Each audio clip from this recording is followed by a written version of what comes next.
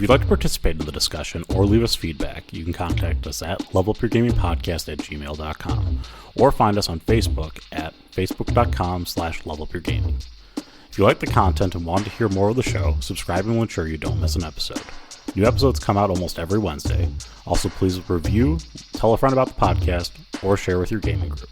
Now sit back and enjoy the episode.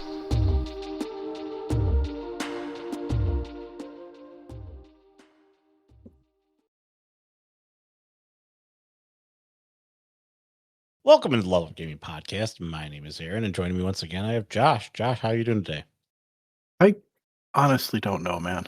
The weather is changing, and my head is like 10 times the size it should be. How about you? The world doesn't like you, Josh. No. Sometimes I feel like I want to just like drive out to the desert and live there. Well, I'm sure that wouldn't be that much better for you. No, I'd probably find things I'm allergic to out there too. No, I like being here. Like all of my stuff is here. All of my favorite restaurants and activities, my friends, this is where things should be. I like it. Good, yeah. Here in the city, are you going to join the local board and help design it? I do plenty of city planning and designing for my games, thank you. I don't need to like get involved with actual local planning. Okay, well, let's talk about that. Let's talk about city planning in your games, Josh. Yeah, that's not a terrible idea.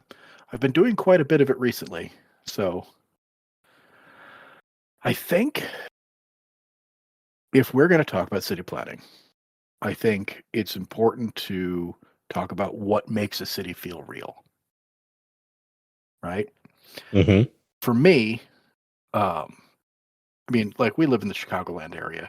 We live outside of Chicagoland, but it's a big sort of megalopolis sort of thing. You can drive. Yeah, anywhere you go, you're running into something, or ages and ages. It's very,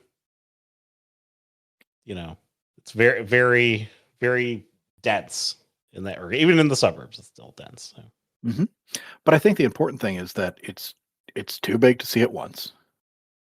Okay. So you can't you're not walking into town and it's these 3 buildings and that's the whole thing. That's not a city. That's a trade stop, right? City should be big enough that you can't take it in all at once. It's got to take a while. I think that like a good city, a city in a game that I feel like really feels appropriate has different areas that feel different as you travel to them, right? Mm-hmm. It's not all the same. There's different sections. There's different either socioeconomic areas or styles, architecture. The works. There's differences. But I think a good city has like a shared culture for the people. Right? Like we live, like I said, outside of Chicago, and there's definitely a Chicago style attitude that while not everybody in the city and the suburbs agrees on anything really, there is sort of like a commonality, like a there are regional commonalities. Mm-hmm. Sort of the you think of like people from is it like when people talk about like the Midwest, like the Midwestern nice, or Mm-hmm. the or like, but then you go like to the regional sides of things and like Wisconsin nice versus well, that's why people in Chicago get along with people in Minnesota, but they don't get along with Wisconsin because they both agree Wisconsin isn't as good as them. Yeah. I mean, that's sort of, you've got a shared social this contract. is true of any region within the US. It's, anywhere you go, everybody's going to have problems with somebody else. And I think that's, that's just like, that's interesting, but it also makes. But what's very interesting with like, Chicago and any other major city is like, Mm-hmm. there are, like the, like you go into Chicago, you've got like the Ukrainian village, You've got you've got the different neighborhoods and kind of the different variety that all of them produce. And like you said, there are places that you have like the affluent might be there, and you've got places that are more run down and yeah, you got the Gold more Coast, you got Boys Town, you've got the impoverished. Loop, you've got South Side, you've got there's different neighborhoods, um, all feel different, and even when they're like next to each other, because of who like founded it, uh, what people decided to congregate there, the architecture when it was built, and I think those things are interesting as they show differences in the evolution of a city. Cities don't happen overnight. They start small and they build up to things, right? Mhm. So if we are looking at building a city in a game and we want it to feel like a city, if you want to do like a city game, you can't have all the buildings be the same. You can't have all the sections have been built at the same time or for the Yes. same reasons. Like, and you should see differences in the different areas you go to. You should be able to tell there's sort of a separation from region to region within a city based on those things. And um, at the same time, there is sort of a shared oneness. You know, no matter where you go, no matter what section of the city you find yourself in, be it the richest section or the poorest sections, the ones way out in the suburbs, the ones straight up downtown, nobody's going to let you put ketchup on the hot dog. That It's a shared belief, and that's what it's going to be about. So you need to you find that sort of thing, and I think right there, that's what makes a city for me. Keeping ketchup off of hot dogs. There you go. That's what it boils down to. You don't have to listen to any more about this podcast. Let us know your thoughts at levelupgamingpodcast@gmail.com. Let's talk about a fantasy city, though. Like, what about you? What makes a city for you in a game? I think the thing that seemed daunting to me as a newer GM, and the reason why I would probably have gravitated away from cities is that a lot of people will tend to make a village of like a finite number of people, right? So you're talking about like 60, 70 people, and like they do a lot of work to build this entire little village of 70 NPCs. The thing is that all a city is in like that context is it's those 70 NPCs plus there's hundreds more that you don't have defined that you need to be willing to explore should somebody be interested in exploring them. But also it's all the other buildings and everything else that goes around it. It has to feel so large that like you said, you can't really explore it all in a setting. And it's also that like it's that largeness that makes you feel like I don't need to explore it all. He didn't go this far as to create like all this stuff in the city. It's what you need to realize about a city in a game when you're making it is that you create the stories that you want to happen within your city and not every little detail about every shop and thing that sits behind a door, every person that sits behind a door within that city. And then like you said, you have a feel to the city. So in a fantasy city, do you have a monarch who's ruling over that city, who is impoverishing the people of his city or causing them harm or inflicting terror or starting a war, maybe it's a very heavily militarily bound city. But even within that, there you have to remember that a city is a living, breathing organism, and that there are signs of hope and there are places of hope within a city, no matter how bleak and dark like the outside might be, or even how bright the outside might be. The opposite is true to that, which is there's darkness within the city as well. So even if you're in a like the perfect city of perfect land, okay, like this city is beautiful and the people are happy and through the day and yada yada, but there's a seedy underbelly to it, or there's a place in which people are not happy. Okay, they are struggling to get by, and you need to have that variation within the city to really show like the city is analogous to what you would know as a city in real life. So it's relatable in that regard, but also that there's a lot going on here that should you want to explore it, there are stories behind every door. That's how Jared calls a city. There are stories behind every door. You just have to go forth and look for them. I think you hit the nail on the head with the contrast. I think that is a cornerstone of any good story. And if we're going to be telling tales, we need to have the light versus the dark, the hope versus the despair, the brightness versus the that seedy underbelly. And having those differences means that you've got a place for stories to exist. If everything is the same, well, it's uncanny. And that in itself is going to make people look for the opposite or just leave, So, yeah. And absolutely, when you're talking about, making a little village of like 60 NPCs, you can't do that for a city because it is huge. And I've told stories in cities, and it really is, I'm going to make a couple of NPCs for the things that I need. And then I'm going to have a big old list of names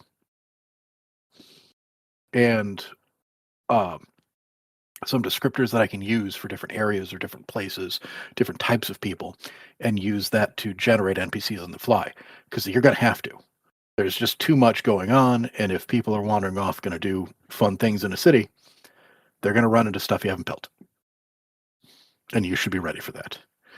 But I think in order to make a city properly, you got to start really generic and then work to the more specifics, but never necessarily 100% it. Yeah, you're not going to 100% your city. If you do 100% your city, let us know. levelupgamingpodcast@gmail.com. I want to know about it because I want to know how big you made this city and how you did it. Okay, because that's pretty cool if you were able to do it. But even in like a fantasy city, so like in the setting that I've got my players in right now, they are in the 1400s France in Soissons, and that is a relatively small city. Like I think it's like 500 meters like in a radius. So it's really fairly small. But it's a massive like location. Like I can't, like I think like, if you look at like statistics, I think there's like 7,000 people in the city. Like, yeah, I can't be expected to put all that together there, but I shouldn't be afraid of the setting because the story I want to tell revolves around a specific group of people. I can count the people on a couple hands, how many people I have that are relevant within the city. And I can count the number of stories that I have pre-planned that are relevant within the city. But the setting of what the city is and what's been going on in the city, that's really kind of the most important thing, because that's what gives you the perception of a set piece that you never like fully fleshed out. Right? So like if you describe Chicago in a game, for example, you talk about like, people are always moving in, like, the downtown's busy. You have these very, very tall buildings, surrounded by small neighborhoods, surrounded by neighborhoods. Everything's closely packed in together. You give more and more descriptors. This helps flesh out kind of what the city is and what the city does. And, you're trying to give a general perception of the city so people have context as to maybe places to go or clues as places to go. And in a city, you're going to have to lead a lot of players to water. Speaking of water, I think you missed a key part of Chicago. I didn't talk about the lakefront, but it's on a lakefront. Well, I think that's important. And the reason I think it's important is because if you're going to design a city, there's a couple of major things you got to plan out. I think city purpose, why was the city built, is important. Like Chicago was a trade center. It's got the steel yards. It's got, it's on the lake. So there's trade routes coming in. It's partway between the East and the Wild West. So there's people coming through. There's, you have to think about that sort of thing. Geography is another thing. This was a swamp area. There's a big ass lake. So the ground is relatively flat, but also there's, bedrock not too far underneath. So you can build these giant skyscrapers. And because it's relatively flat, there's a lot of expansion. There's no geographic limits that are tying people into a certain area. That's why the suburbs have grown so much, right? Mm-hmm. And those things themselves really help you build a city. Just physically build it, the concept of it. And I think geography and the purpose together sort of fit for that real base to start your city. I think other purposes that I've written down, resources, a place that was built off of mining or trees, lumber, or specific types of food or specific types of resources, whatever it is, that could be interesting. You could have a little city doing that sort of thing. Fence is one of those where you've got a spot in a valley that protects one country from another. So a city is built up there with the giant wall and, people sort of huddle behind it. That's interesting. Holy ground. You can always have a city built off of holy ground. And that's a fun story that never causes trouble. There's never any conflict around that. There's never been any problems with holy sites in history, Josh. Never. Especially where a lot of people want to live there at the same time from never. various backgrounds. Never. Nope. There's no stories to be told there. Just ignore that one completely. There's, but I think what's also interesting about finding a purpose for a city, deciding what the city was there for in the first place, doesn't necessarily mean that's what the city is there for now, right? Purposes can change. Yes, time evolves all things. The beautiful thing about that story about why was the city built in the first place is that the reality is that there aren't, the majority of human populations live in very, very dense areas in cities. Okay. And so why did this place become what it was? And then also you look at the evolution of that, which is, work. As people gather in a place, more industry gathers there, and thus it kind of feeds upon itself. So what does it become? If you look at Silicon Valley and how in Austin, they've sort of shifted Silicon Valley. It's starting to build up there. So now you kind of see how Austin wasn't ever that tech hub, but now it's sort of becoming a tech hub. Yeah.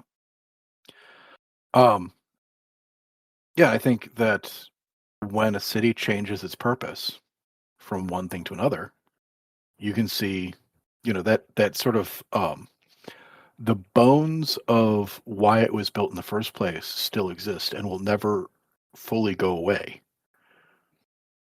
And the new purpose will sort of keep some of the same concepts that were originally there and mold them into it. So if you go from a place that was originally there for resources and it changes into a strategic location for defense.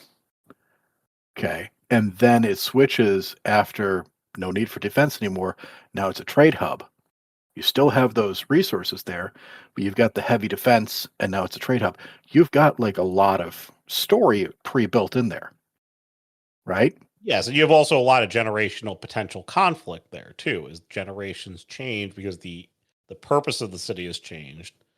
Thus, older people might be like, well, this was a mining town, you're a mining city, and now it's become this, bustling trade hub.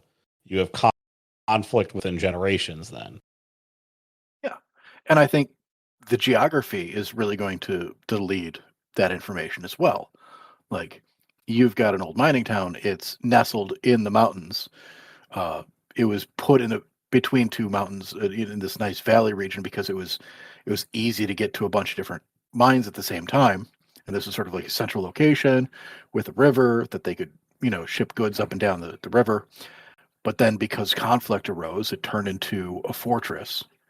And because people flocked to the fortress for security, there was so many people there, so many resources, it turned into a trade hub when the conflict ended. Now you've got a river, you've got some mountains. You can see it's sort of like it's not really a fertile valley sort of thing, but it's got like a lot of resources there. So you can think of how is that working? You've got the people that came in for security are causing trouble with the people that have been there for ages that think that, this is their land, they own it sort of thing. And they don't want to see the interlopers coming in. But then everybody's enjoying the trade that's coming through. But with trade comes crime. So you've got like all sorts of things going on. Yeah. No, I mean, again,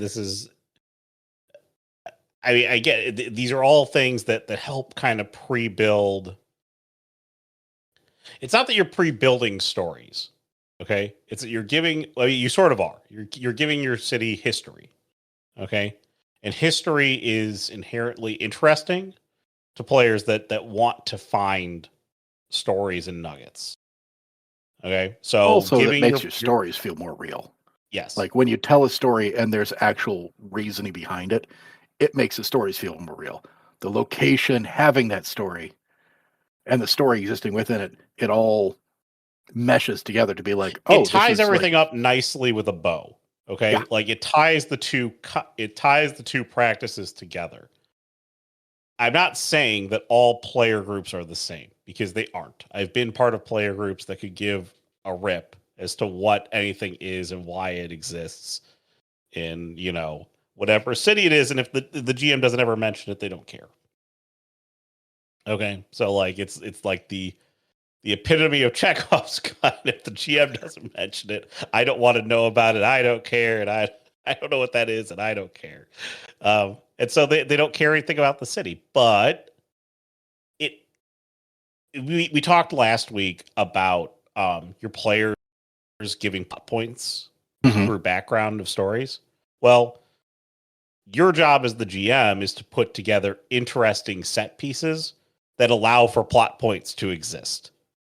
Okay, so your background story that you're making, because you don't have a character, is your city and the history of that city, thus connecting it to plot points, or being able to tie in somebody else's plot points into that city, or being able to tie in plot points that the players have maybe encountered along the way. This isn't their first time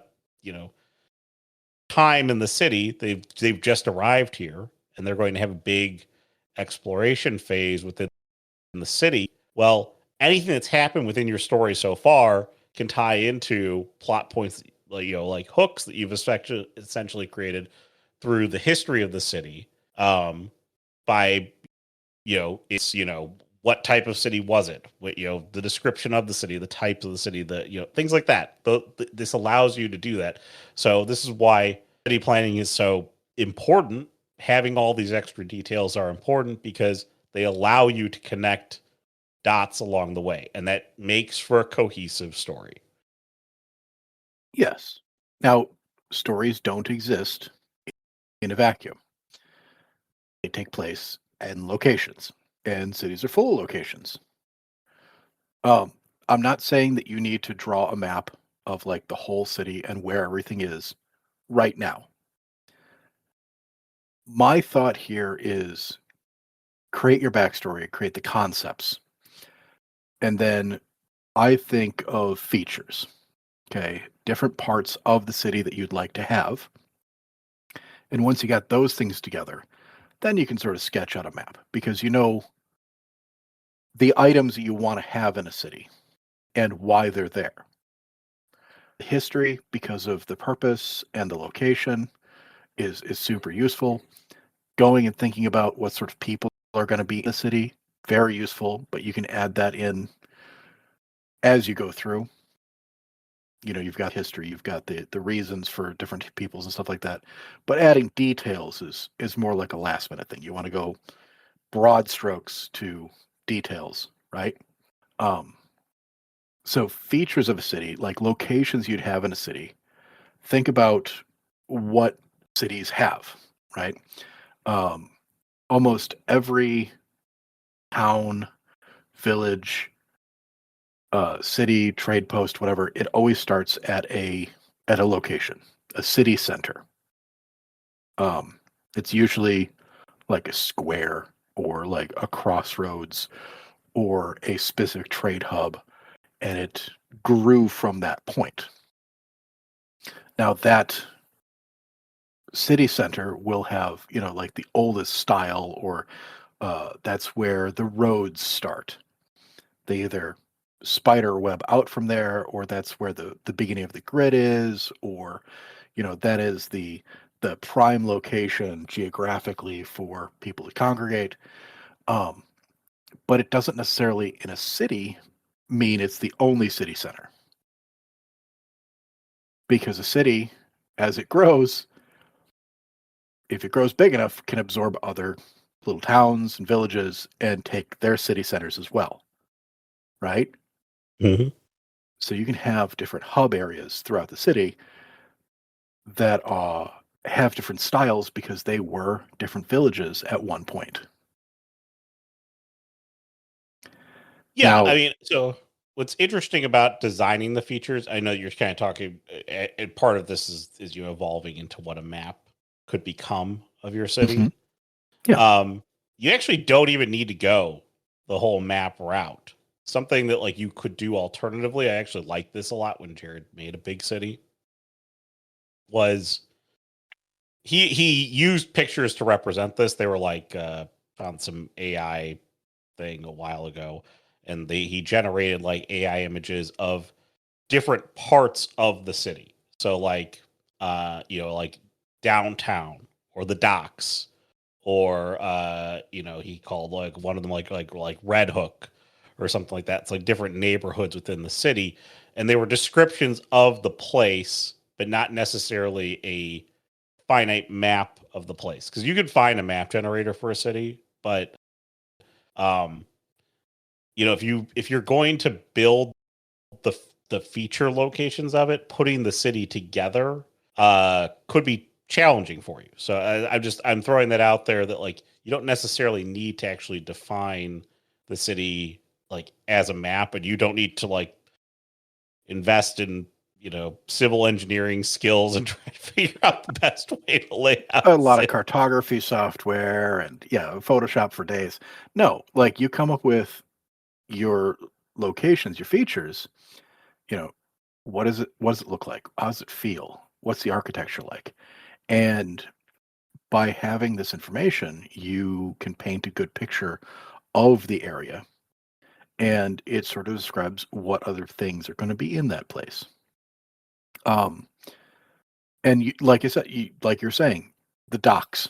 Um, Almost every city has water. There's going to be water nearby. People need water. Okay, so is it a river? Is it a lake? Are you next to the ocean? Is there a pond? Are there geysers everywhere? What water source is there? Because that's also trade. That's also that's life, right? And a lot of things are built around that. You've got trade hubs. The bigger the city, the more resources need to come in and out. There's going to be specific areas for that. People living in a city need to get resources. So they're going to have shopping areas. They're going to have places they can gather things, or you're going to need manufacturing areas if your city produces goods. And like, what do I know about manufacturing areas other than it's sometimes the dirtiest part of the city? It's usually shoved off to the side. It's where they put the poor people so they can work tirelessly in the mines. Maybe that's just capitalism speaking, but there's castles and keeps, security. You've got police stations. Sometimes there's walls. Sometimes there's barricades. There's places that there is less crime. There's places that are more crime. These are all ways you can describe areas and items you can have in your city that really start to give it life. And you need all of that. Like, again, you can't have everything can't be flat. It's gotta be varied.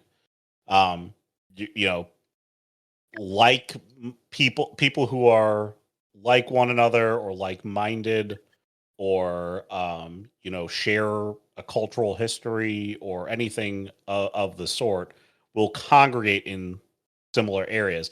And you can see that, like, if you go like through a good example of this was Jared did a fantasy city that we ended up in, and so we had like the affluent like section of like the ring that was part of like this one sect of elves, and then there were and it was all the ones that were loyal to like the crown, effectively, and then there was another section just out of that was like where like the free fae were, and so you had a bigger section of that in which and they never commingled. Like, you end up in that part of town as like the wrong kind of person. You end up in situations, and then there was a whole island that was dedicated to kind of like the crime lord, who was like an orc, and so it was all orcs and like goblins on like that part of like the city. So like I said, like you want to have as you're thinking of these features, think who populates the features, why do people gather in this part of the feature, do people work here, do people live here, what does that look like to your city? And that gives you kind of like the sense of, these are the places that you avoid, or these are the places that you go to, or these are the places that you might avoid, not because they're crime ridden, but because they're really looked down upon by the majority of the population. Like there's a lot of reasons in which stigmas exist within a city. So Yeah. And then once you've got that foundation, you can start adding details. Personally, I think one of the big things that really gives a city life, yes, you've got different areas, have different cultures, and you got to focus on that. But the way to tell one part of the city from another part of the city, or the city itself make it unique, is music, art, and food. Music, art, and food. You describe the music of the area. Like, people would be playing music at taverns or bars, or in a more modern setting out the radio, or in their cars, or you can just hear it on the streets. That's very indicative of where they came from and where they're at. Like, there could be a sound of the city, but there could also be regional sounds that are specific to the people of the city. And it's an interesting uh note, because it informs you about the sort of people they are. What's their beat? What is the sort of instruments they play? Because that's where they came from. There's history there, right? Mhm. But it also can be like, is it sad music? Is it happy music? Is it upbeat? Is it slow and melodic? Is it very technical? That also can inform you about those people. That can inform you about where they're at. Same thing with art. Okay, any sort of city any sort of large gathering of people, you're going to end up with art.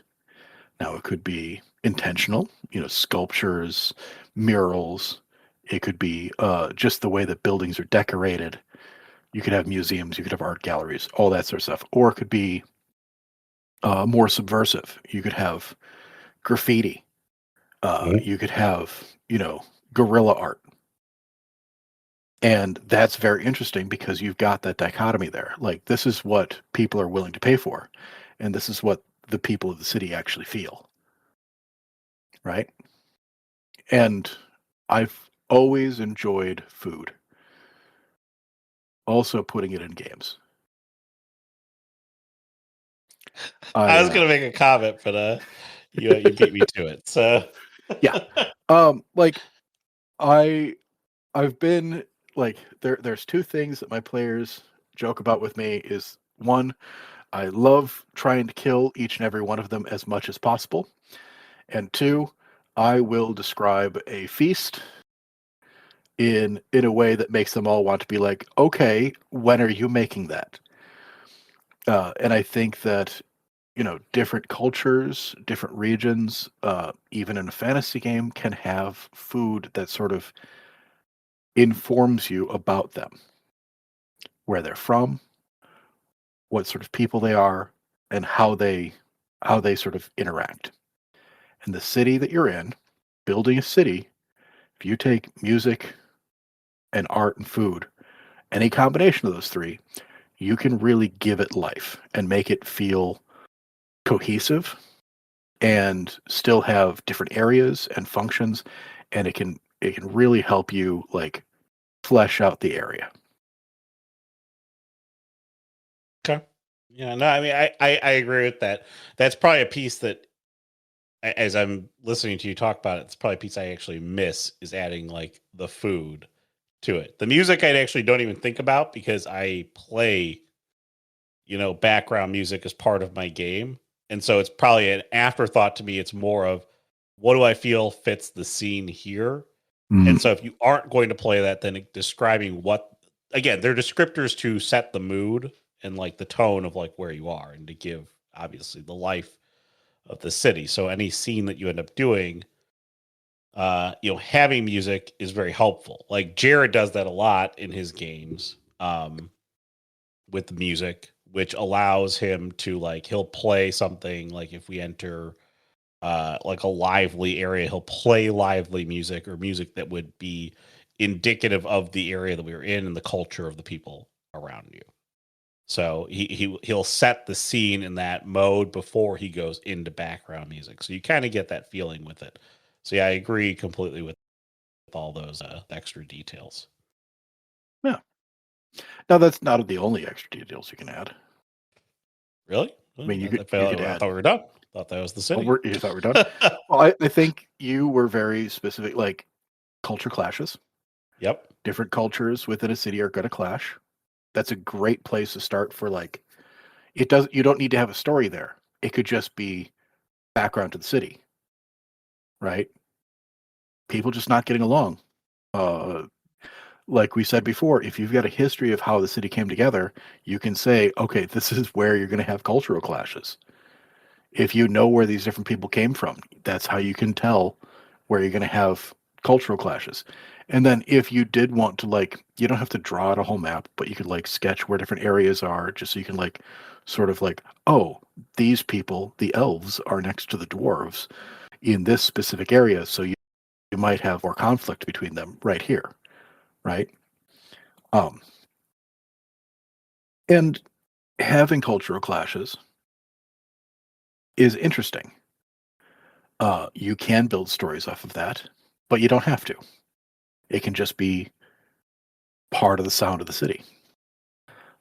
They're actually better scenes when we talked about red herrings. They're almost red herrings within the city, which is that just because you decide to present a cultural clash to your players, it could just be you presenting the way the city sort of flows. So the players are aware of like the nature of some of these clashing cultures. Whether it be, again, because your cultural clashes can be from really small groups. So it could be person to person, or it could be, large groups like neighborhood to neighborhood sort of thing. Like you just talked about the elves and the dwarves. So like, again, you can have multiple different things. And so like any clash at any given point, again, I don't oversaturate your game with people fighting, but any different clash that you have at any different point just could highlight, you know, like a tone that you want to set within like the dichotomy between the two groups, or two people, or even, or maybe this is a one-off sort of thing. It's just two people getting into a fight because they're mad at each other right now. Like there's all sorts of reasons why these clashes can happen. Yeah. Understand why you might highlight them. Speaking of cultures, you could also have religions. Yep. I think that different areas having different religions is perfectly natural, but also can be interesting if they are in conflict. You can have temples, and most cities are going to have some sort of religious groupings in wherever they are. There's, I think, two different ways you can do it. You can have it a temple be amongst the people that are worshiping it, or if it's a little more antagonistic, it can be in a centralized location where it can be like facing off with another religion. You've got like a square where like you've got a couple of different temples to a couple of different gods, and each one of them is trying to be, they're not outright fighting, but their buildings are getting bigger than the other one just to sort of like show off. And you can do things that like,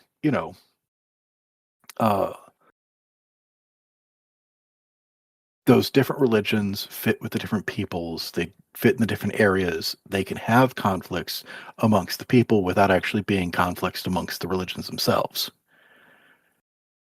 They can be stories in and of, again, these are the details allow you the finer points of like potential stories to emerge. So in like the religious groups, I'll point to like Game of Thrones with like the new gods and the old gods. Okay. And obviously the conflict that like exists there with just naturally within a group of people. So like, multiple religions will have multiple conflicting viewpoints. Some will be tolerant and some will be intolerant. Okay. Do you have intolerant religions within your, within your city?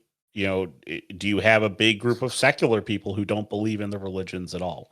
This is a question that you have to ask and answer, and then that helps you form what the religious group means to your city, or their location helps mean to like the people around it, and what their impact is on the city as a whole.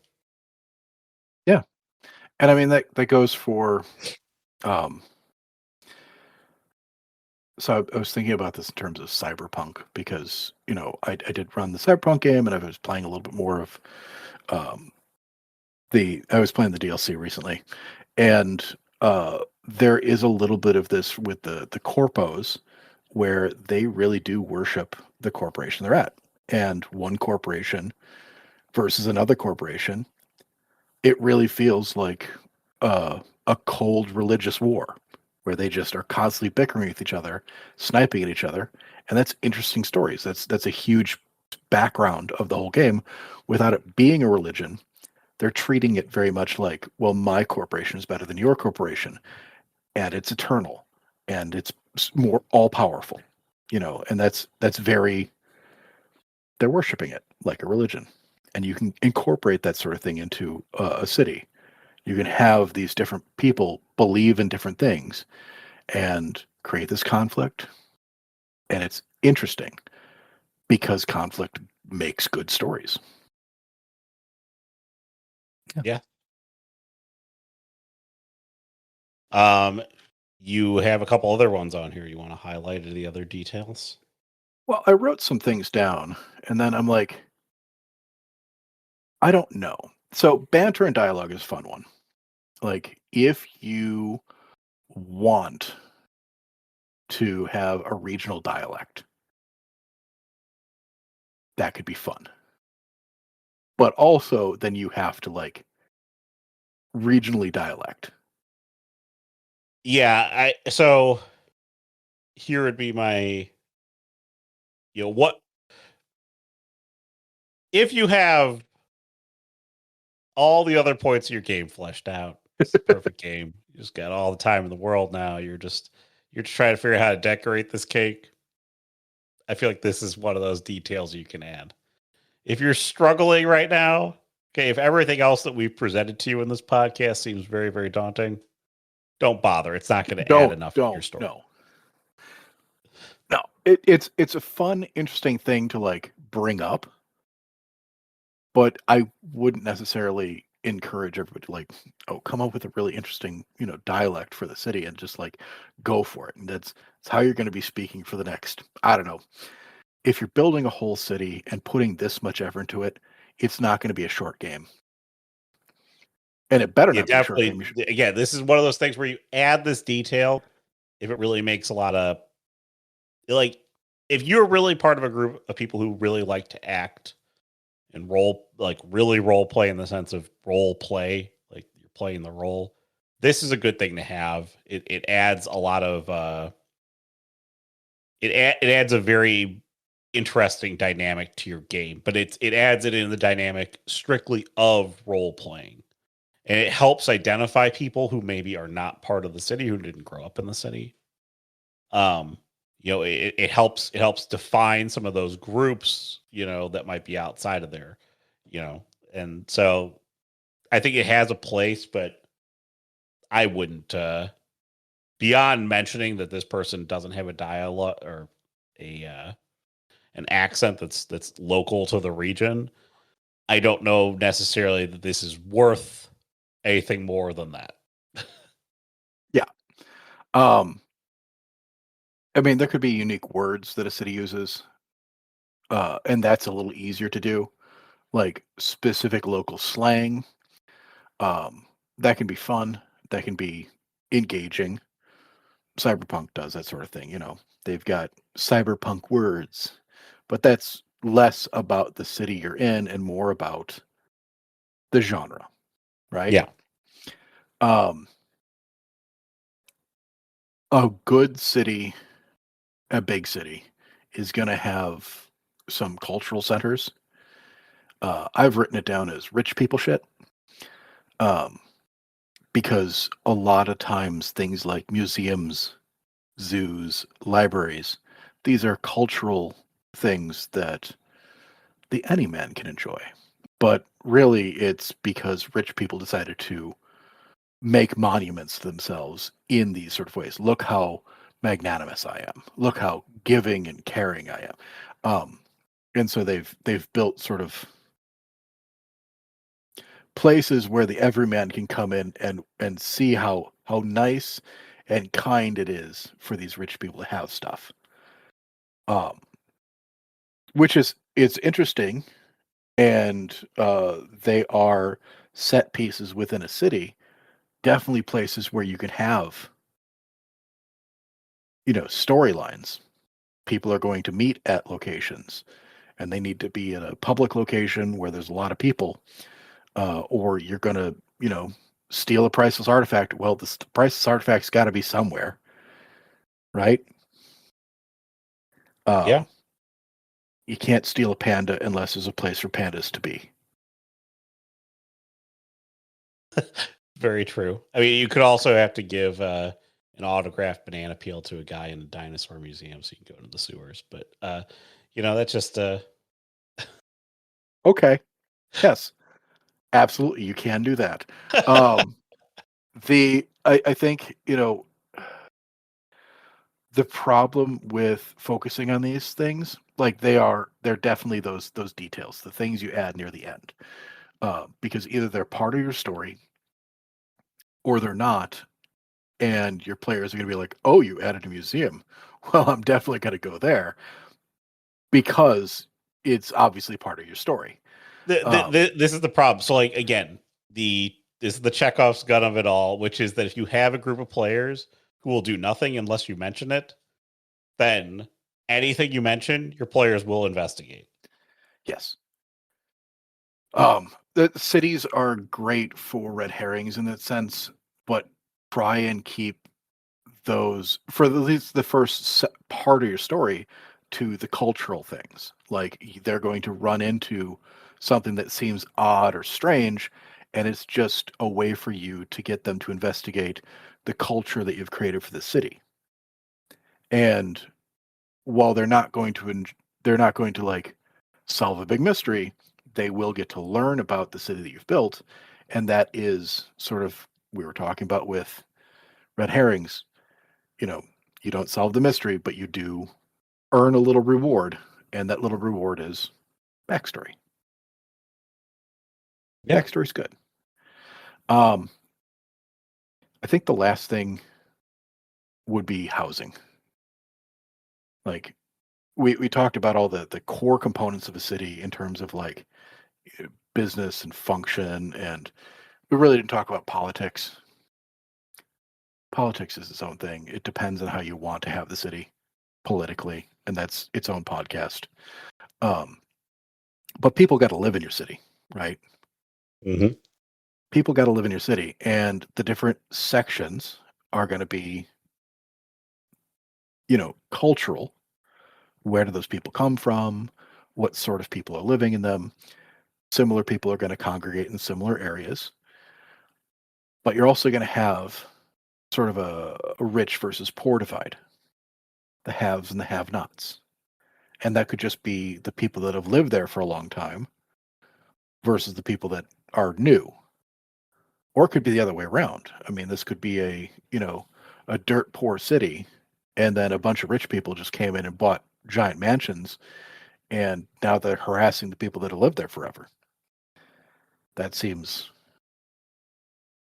awful. It's just awful. But you've got different religions, you've got different regions, you've got different immigrants, but also because of your geography and because of the original city's purpose, some of those houses, some of the buildings, some of the housing is going to have specific looks that fit with the geographical area that you've got the city built in, right? And sort of like what the original purpose was for.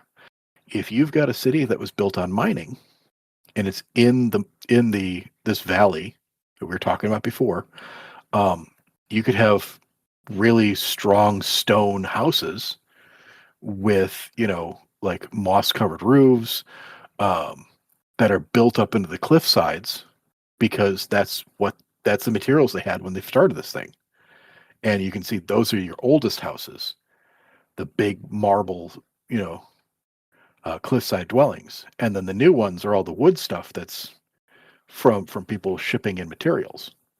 And so you can tell the difference, and it gives information to your players about where they're entering, what they're doing, what's important, and it's all based off of history. It's all based off of these decisions you've made, how you're telling the story. It's interesting.